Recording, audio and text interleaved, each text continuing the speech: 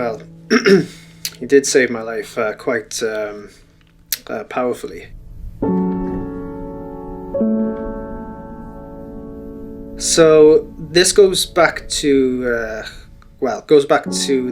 when I was 11 years old. I was diagnosed with Asperger's syndrome, which, for those who don't know, is a sort of learning difficulty which is on the autistic spectrum. So there are certain things that I struggle with, especially social interaction is something I struggled with the most, and just being confident and just doing things that most people will find easy, I found it difficult to do.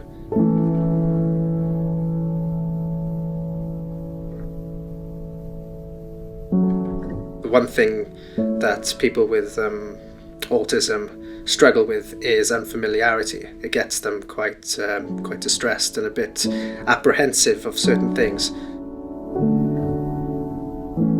In 2010, I finished college and I was studying technical theatre, but I didn't realise that that sort of job was few and far between, and as a result, after like a few weeks of not really getting anywhere in terms of employment, or any sort of employment really, I had to take the step of signing on to Jobseekers Allowance.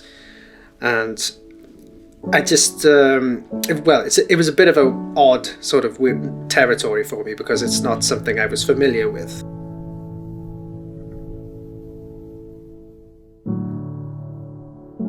So a few weeks carried on, and I thought, because I struggled with a bit of depression as well from the autism and stuff like that, that kind of settled a little bit more into my psyche. And with that sort of struggle that I was going through, I had to go back to the job centre like every 2 weeks to get a form of, just to report on what I've been doing to find work. And there've been like a few occasions where I was getting sort of threatened with sanctions or stuff like that, like saying that they'll stop my benefit if I don't improve.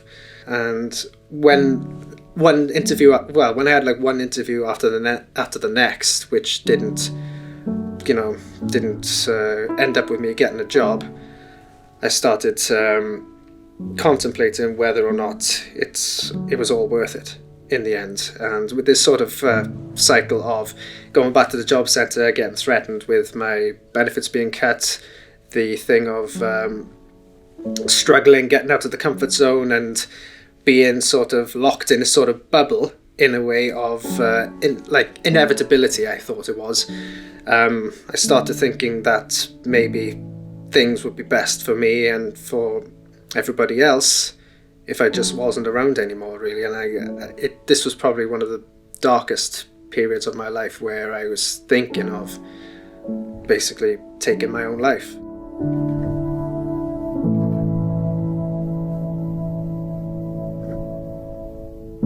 This sort of option kept floating around my mind, and there was this one day when I was watching a television program, but it was being sponsored by a hot drink. I can't remember what the hot drink was. The advert for the sponsorship came in the form of an animation where they had a mug standing on the table, and it was one of those heat-sensitive mugs. So they poured the hot water into the mug, and a phrase appeared on the mug, which is the phrase "keep calm and carry on." When I saw that, I felt like there was this, big Jesus was probably trying to tell me something, but I wasn't too convinced at the moment. At that moment I wasn't too convinced.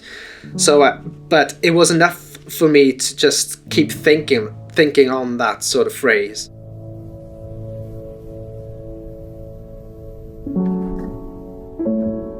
And so this was on the same night, and I know this and I know that I was watching something else on TV shortly afterwards, and it was traffic cops, and they play clips of what's going to happen in the next episode, and it zoomed in on an officer, and he was holding a mug, and the officer said the words, "This is the message," and the camera zoomed in on the mug, and it said, "Keep calm and carry on that mug. And when I saw that, I was like, okay, I think you're starting to tell me something. You're starting to tell me something now, and so that was definitely, Jesus saying, just I've got you. You keep calm. You can get through this.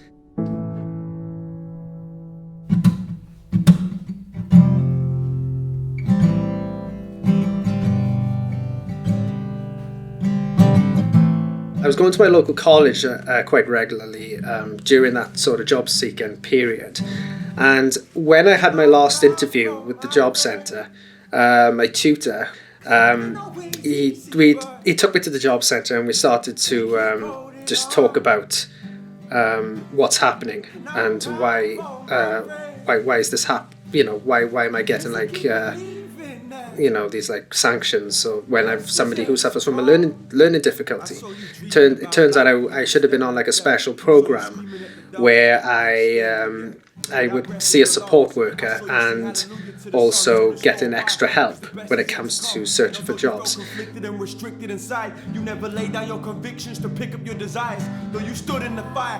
That procedure was put into place. I was seeing a support worker regularly.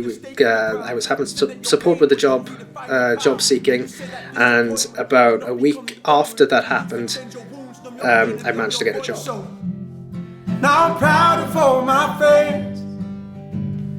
Nowadays, I feel like I don't have much of a problem with the autism nowadays, because this year I've been able to do a lot of things that last year I thought were just impossible for me, because I thought I was different. I was just inferior in a way. If you think that you're slipping away, he's got you, man. He's got you in the palm of his hand. Now I'm able to just walk with confidence, knowing that he's, the Lord and Saviour's got my back. He's for everyone. He is definitely for everyone. I can certainly say that, and I know that because I've been there. Yeah.